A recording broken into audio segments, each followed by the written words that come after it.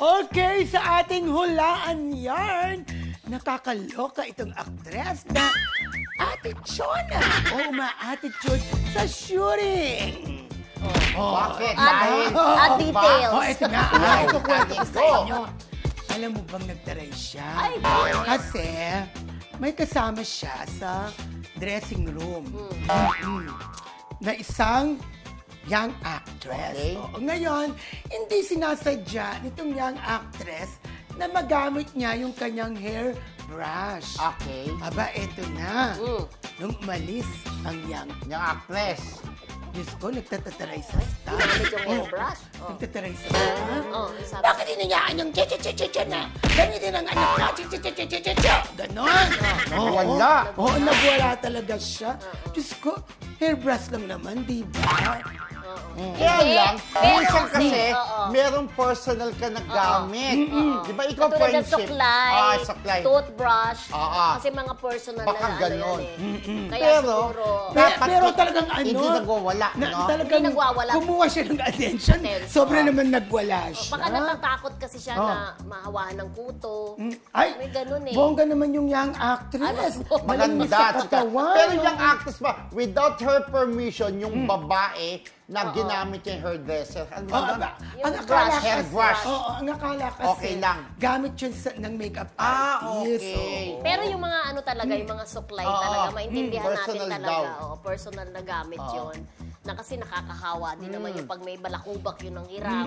Pwede ka rin mahawa sa balakubak, di ba? Pero siguro, wag naman yung magwawala Magwawala. ka ng bonggang-bongga. Tama naman. Pero Ay, tama kausapin na lang ng ayos. Oo. na Pero alam mo, maayos. kagaya yung eto ako nagpapalmo ko ng tuwalya, di ba? Sabi ng tuwalya, kapag ginagamit yung tuwalya, nilalagay sa anitsis, ginaganon-ganon sa anitsis. ginaganon Tapos talaga. gagamitin mo, amoy anitsis na, ganon.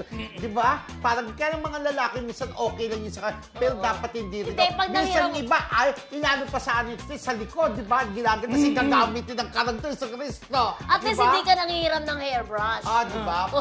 Ako, ayoko na talaga mag-hairbrush. Sawad ako sa hairbrush. Yung dati may hairbrush akong hinihiram. Pero etong babae na to na sinasabi mo, ay talaga noon pa, may issue naman na talaga parang Ate lagi Chona na talaga. wala sa sarili, di ba? Hindi, parang may sarili siyang mundo. Oo, di ganun ba? siya eh. Huwag naman yung nagwawala.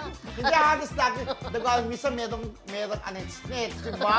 Ayoko, baka mahula Ikaw talaga. niya eh. Ikaw Diba? talaga. Pero in fairness, mahusay siyang actress. Oo Kaya siguro naman. ang gusto niya lang, bago mo naman gamitin yung gamit, yung magpaalam ka muna.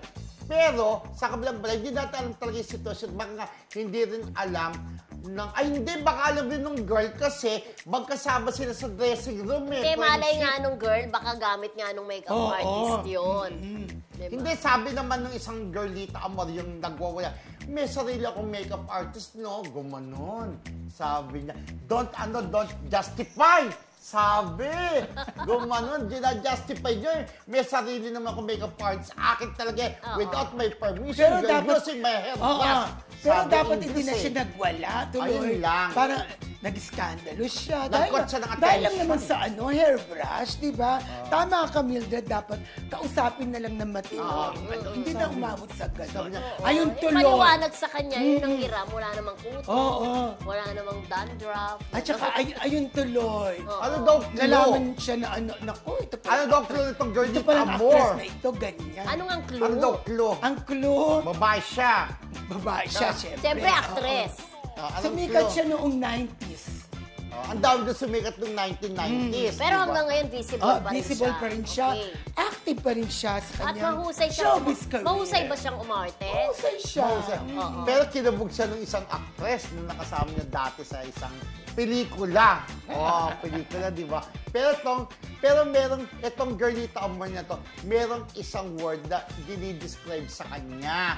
Kaya lang, pagka sinabi ko yung word na dinidescribe sa kanya, malalaman na bubulong-bulong-bulong. Bubulong-bulong. Alam mo na kung ano Correct. yun. Ayan po, hulaan na po ninyo kung sino itong actress na nagtaray sa shooting.